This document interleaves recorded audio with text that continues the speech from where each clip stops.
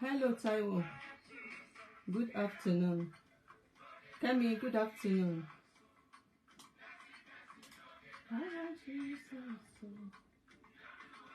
You're welcome. How's been your day? Can you hear me, Taiwo? Kemi, can you hear me?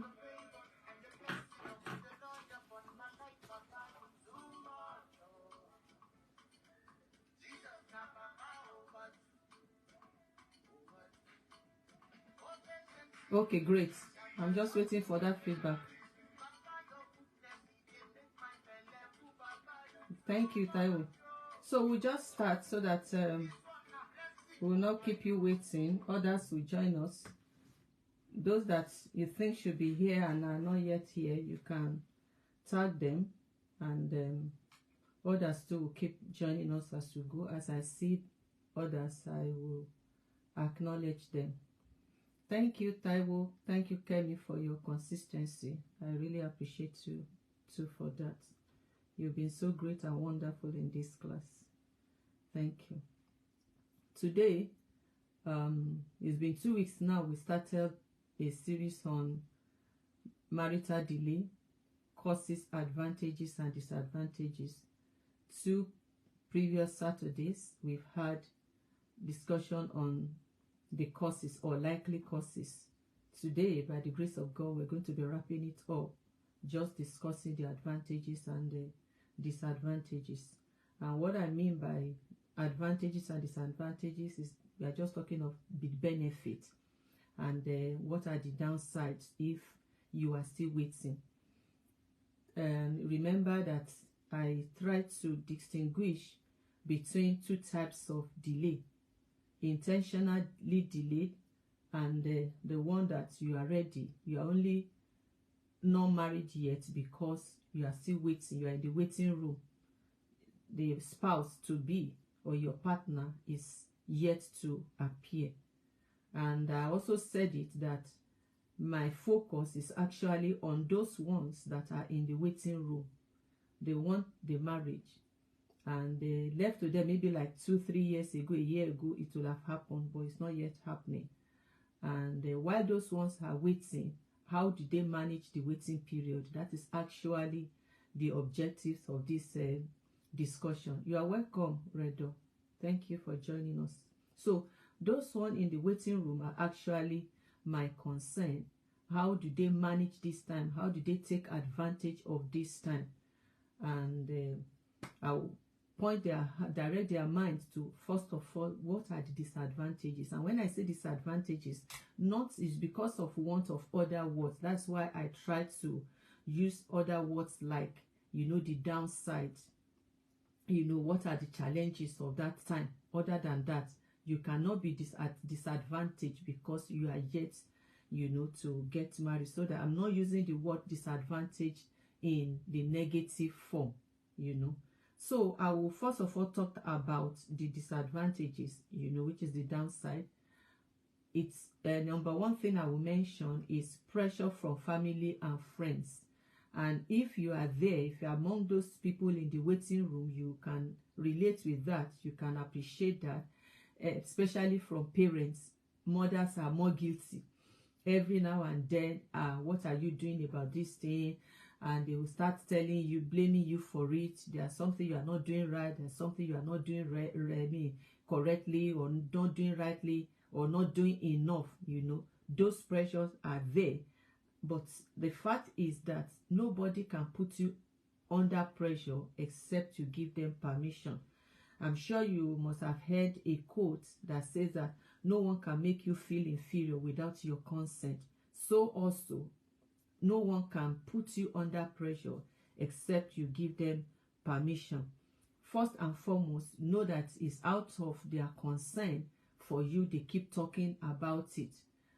So you also should try and develop your coping mechanism. How do you handle this? So prepare for it that anytime those family and friends sees you, they will actually mention it.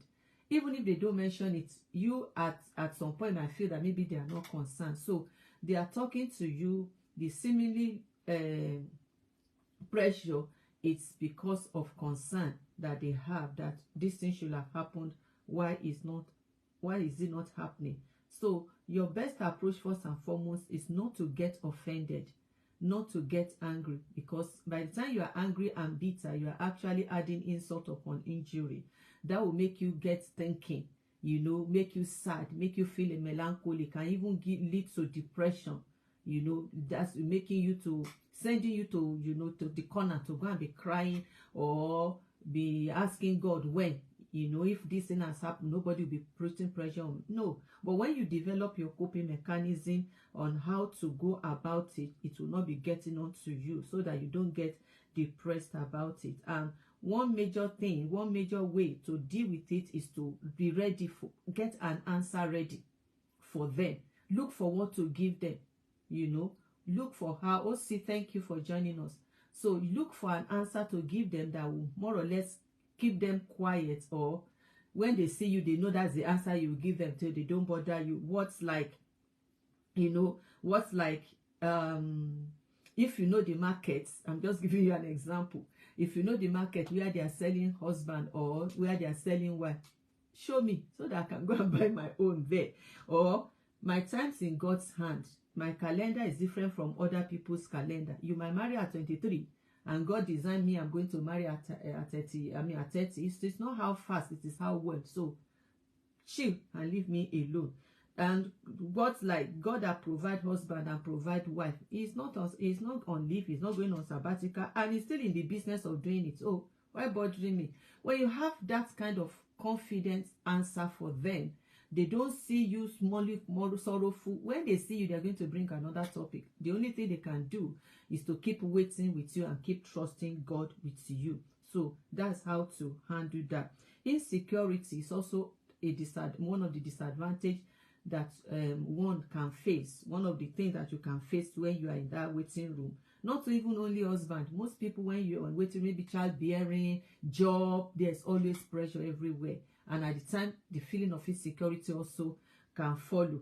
You begin to blame yourself. You lack confidence in yourself. Maybe I'm not looking good. I'm not presentable. Maybe it's the way I dress. Maybe I don't know how to talk. And by the time you begin to think over and over all those things, it wears you down and it's going to complicate the issue for you. So be yourself. There's one of my daughters, it's actually my friend's daughter. You know, she's been having relationship, and one way or the other, the thing will fizzle away. It will always end in breakup. And so she has a friend, and she always go, especially Christmas, spend time with that family. Coincidentally, that her friend have a brother, but coincidentally, each time she has been with the family to celebrate festive period, the man is not always around. But anytime that he is around, they always talk about this, my daughter, you know, her liveliness and all those are up and doing everything she does. And the man was like, wow, that's the kind of girl I would love to date. Anyway, they arranged a meeting with the lady, and of course, because the guy is interested, he showed interest in her, and they started dating, started going out, you know. But this lady, he didn't know what was in the mind of the guy, that this is the kind of person he really wanted. He started changing who she is. He felt like maybe because of the way I throw myself all out in relationship, maybe that's what is causing all this breakup. I will not be, oh, you know, I won't be lively. I will just be try to manage myself, maybe try to, you know what I mean, just be sober, be appearing more soberly, appearing more seriously. And when the guy was disappointed that this is not the person they told me who this guy is. So why is he pretending? So if she can pretend about her true nature, only know what else she's pretending. She's not just she's just being free. She's not being herself. I can't deal with this. And that guy, cut off that relationship. So be yourself. The person that God have designed you for, when he appears, you are just going to suit. That's why the Bible says, I will give him a help suitable for him. And if you are a guy too, by the time you see that right person, or by the time the person appear, it will just be the person you are made for. Remember, always tell yourself always that you are somebody's spec. You are the right spec that somebody is looking for. So don't let insecurity, be your problem because you are in the waiting room. So that's that one. The anxiety is also another issue. All of us can also relate with that. You become so worried, you become so agitated. Every now and then it is only the issue of marriage, on your mind. Anyone that see you in the church, anyone that see you on the street, anyone that family, you wear it on your face. Everybody know that you have a problem. And if you do that, if you give room for that, you are actually making the situation worse, because the way you feel inside will begin to affect your look. You might be 30 and be looking like 35 and 40, and that will even chase suitors away from you, or your admirers. You'll be looking old for them, whether you're a male, whether you are female. When you allow worry to set in, it's going to cause issue for you. And when you see that relationship, it's not going to be smoothly. When you meet that right person, you need to watch. So independent life is also another downside of having to enter marriage late.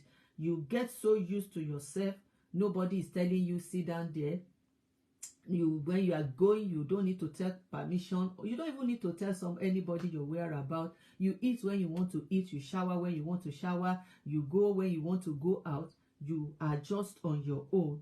But if you have marriage in focus, if you have marriage in view, if you know that one day you are going to get married, be telling yourself that a time comes that you are going to be sharing this your space with another person, with someone else. So you have that consciousness in your mind that this independent is not going to be forever. If not, it's going to give you issue in marriage, because whether you're a male or a female, you're going to share your life with someone else. You are going to be answerable. You're going to be accountable to another person. So that independent life, some get used to it, that at the end of the day, it becomes their own doing. Because when they enter into relationship, they can't cope. They are used to the independent life. So that's why it's, in one aspect, it is a disadvantage. The wrong mindset is also another disadvantage for delayed marriage or marrying late. By the time you get there, maybe out of wanting just to cope at all costs, you begin to believe a lie. You begin to settle a lot of things begins to bombard your mind. You remember when we talk about the causes, we talk about the impact, the impact of social media. Based on what you see around of you, you begin to develop some funny mindset about marriage that is ungodly. Something like marriage is not for everyone. In some extent, it could be a truth, because it could be actually true, because like we have said, that marriage is a choice. Someone can decide not to marry, but if you desire to marry, it's not good to believe that lie, that marriage, or you allow it to settle on your mind that marriage is not for everyone. If not, it begins to work negative on your mind. Another wrong mindset could be, men are bad, women are bad. You can't get the one that is even common. It's not easy to get husband these days. It's not easy to get wife these days. It is not true. When the right time comes, your bone of bone, your flesh of flesh will meet with you. Josh, thank you for joining us. So your bone of bone, your flesh of flesh will come and become your own. So there are actually plenty, especially like marriage have become the land that swallow the inhabitant. All those funny things. It's easy. You become susceptible to believing them. They are actually not true, all because of delay marriage, we begin to eat all those kind of life. One need to be watchful. Why do we talk about these disadvantages? Is because if care is not taken, all this one will make one to eventually marry wrongly. For example, you have mindset that there's no bad man outside there, so anything you see, you settle for it, or you've given to insecurity or anxiety. Anyone that comes to you, you will do as though the person is doing you a favor. You won't do your due diligence. You know, you just give in. Maybe you are someone that you love someone like maybe say a light complexion person. It's not overly wrong. It's not wrong to know what you want in marriage, because that's how what you cope with for the rest of your life. But because you, out of worry, out of insecurity, anything that's come, even if the person is as black as charcoal, you say, after all, man, let me manage. But when the person enter into marriage, you look at the man you marry, you'll be like monkey. How did I end up with this person? The person want to touch you, because you are not proud of him before, because there's no chemistry, because something inside of you does not receive the person well. You are likely, someone is laughing, is that person laughing? So, you know, you are likely not to flow well in marriage. So it's one of those things that make one to marriage wrongly, or the dependent life that we talk about. So the disadvantages, we draw your attention to it, so that if you are in the waiting room, please watch those areas very, very closely, so that when the bobo or the babe eventually appear, all these things will not be a problem, or you will not go and settle for what is not yours, all in the name of I want to get married. I hope we are gaining something. So I will begin to talk about the advantages. I purposely left the advantages to the time, because that is where we are going to zero in on the main purpose, the main objective of discussing this topic. I will repeat myself again. The main purpose or reason of discussing this topic is so that if you are in waiting room, how do I manage this time to my benefit? What do I do with this time that it will not appear wasting, you know, for me? The first advantage I will talk about is maturity. And when I mean maturity, I am not talking about age now, because someone can be 40 and is not matured more than someone that is 20. Meanwhile, somebody can be 25 and the maturity the person display, you know, can actually match up with someone like 30, 35. So maturity is when emotionally matured, spiritually matured. You use that time to build yourself, your relationship with God. When I got married, the time what I did with my single life helped me to cope with the first 2 years of my marriage, because immediately I got married, I got pregnant, I was working, I have to be a wife, I have to be a mother. The time with which I now had left to do my devotional, my personal prayer, it wasn't as easy for me, you know, to get at that time. But thank God for the foundation I've had as single, because I always crave the presence of God. Having established that personal relationship, I wasn't able to be drifted away for too long, you know, one way or the other. In the midst of the hard works that I needed to do, I will find myself back in the presence of God. So you use that period, this period of waiting, to build yourself up spiritually. What do you find doing? What's your responsibility in the house of God? Find something to be doing. Your personal relationship, don't build with it. That husband that you are waiting for, that wife you are waiting for, develop that oneness with Jesus and see that he will reward you. Emotionally also, you know, it is expected that your maturity, your emotional intelligence at the age of 30, for example, should be better than when you were 20.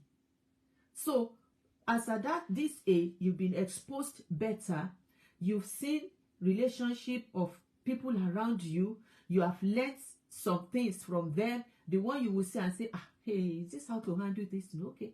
Or, no, God forbid, me, I will not allow this one in my marriage.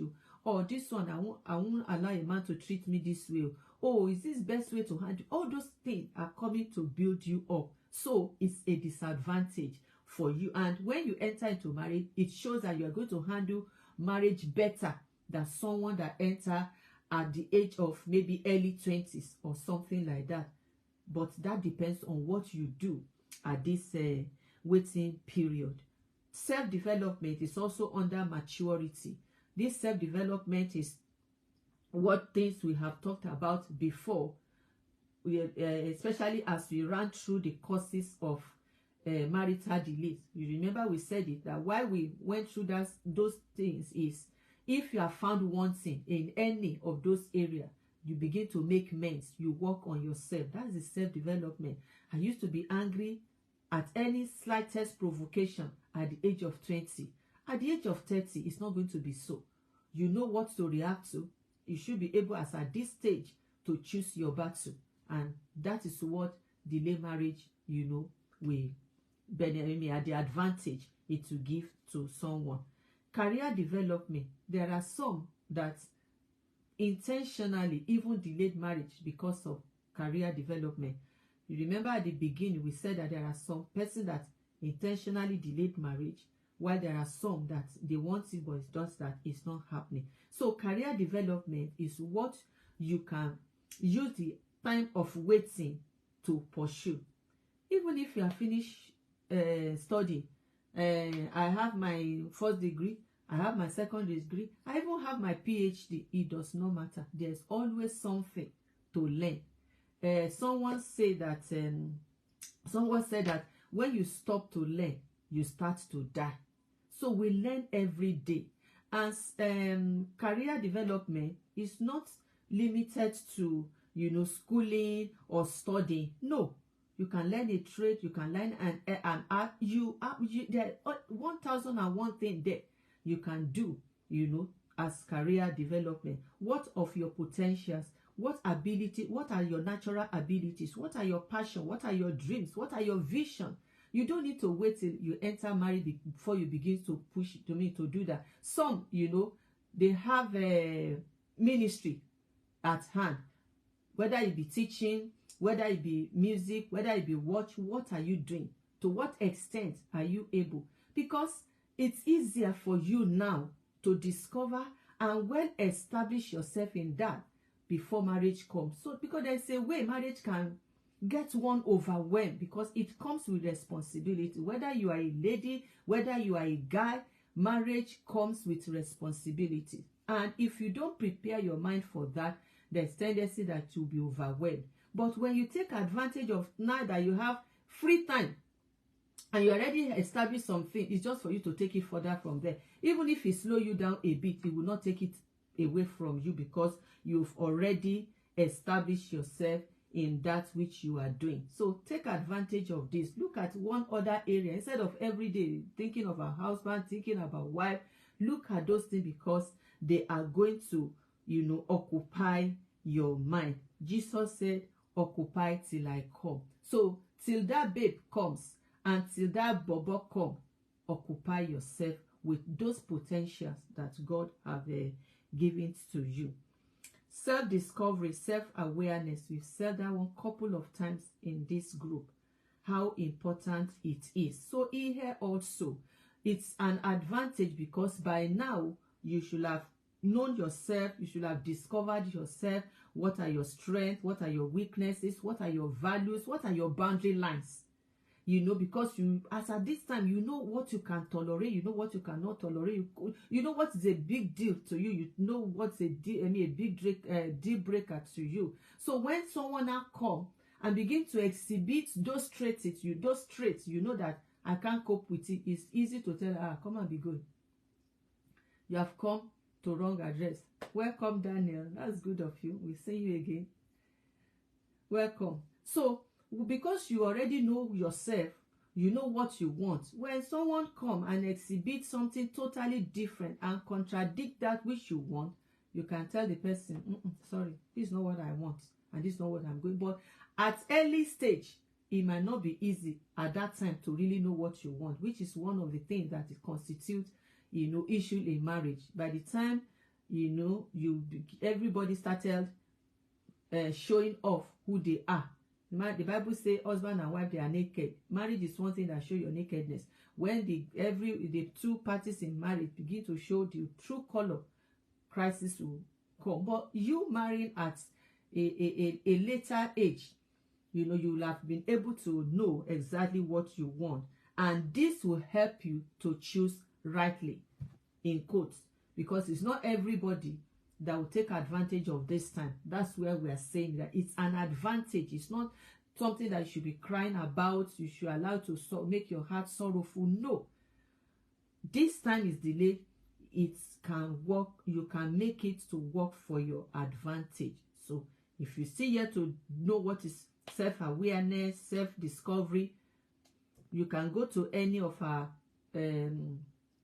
all the topic we have gone through. You will come across them. You can also check on our YouTube, when we discuss the essential skills for a successful marriage and relationship. We also talked a lot about it, so that it will also help you, if though you are 30 but you are yet to know what is self-discovery. You have not even discovered, you don't have self-awareness, you don't really know who you are. It is important you work on that. Then the independent, we mentioned independent there. The other flip side of it is that this time, this independence showed that you have plenty time at your hand. Daniel can get out from the house now and say, do you know what? I'm reading my Bible from this 7 o'clock till 7 o'clock. I need 2 hours, 12 hours with the Lord. But by the time he is married, he needs permission. He needs to tell the babe, do you know what? I won't be available for tomorrow. If the babe say, what's the mean? And maybe he's doing it almost all the time. Take it easy now. You don't know you're a spiritual man before you come and marry. Which one every day? Bible, Bible, Bible, Bible, Bible. So as much as you can eat that Bible now, please eat it, because you have the time in your hand. And the babe also, because of, I remember I mentioned here maybe 2 Saturdays ago, the one of my daughters that said that I tried to check on her about 2 weeks after wedding and said, mommy, the one that is even disturbing me more is that my husband does not have any other English now that I am hungry, I'm hungry, I'm hungry. Nobody is telling you he is hungry now. You're on your own. If you like, say it's meat pie you want to eat.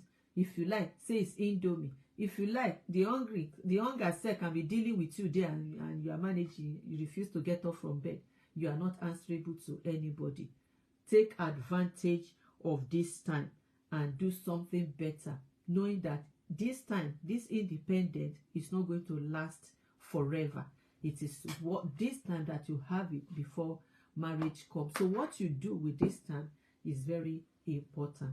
So like I said, you use this time well, so that the enemy does not use it to cause you unhappiness or steal your joy. Everybody got their own calendar. That you marry at 20 is not the one that shows that you're going to enjoy marriage more. And you married at 40 does not mean you married late. Fine, the biology says their own. If you marry at 40, something will happen to the children. We are children of God. I've seen people that marry at that age and they have children, nothing happen. Even those that have married early, they thought they have stopped having children, and one baby appear maybe at the end, maybe when they're about 40 or early 40, and nothing happens to the child. So you don't allow such negative thoughts to bombard your mind, especially when you are a child of God and you know what the promises of God is saying or says concerning your life. So that's how we're going to be wrapping it up today. We are going to be starting a new topic. Yes, we're going to be considering another topic next week, Saturday, by God's grace. I hope we are able to pick one or two things from what I have shared. And if you do, tag your friend, like I said, and share. Thank you so much for all of you that have always been consistent in the class. You are my major encouragement, and I'm really grateful. Thank you so much. So see you again next week, Saturday. Bye.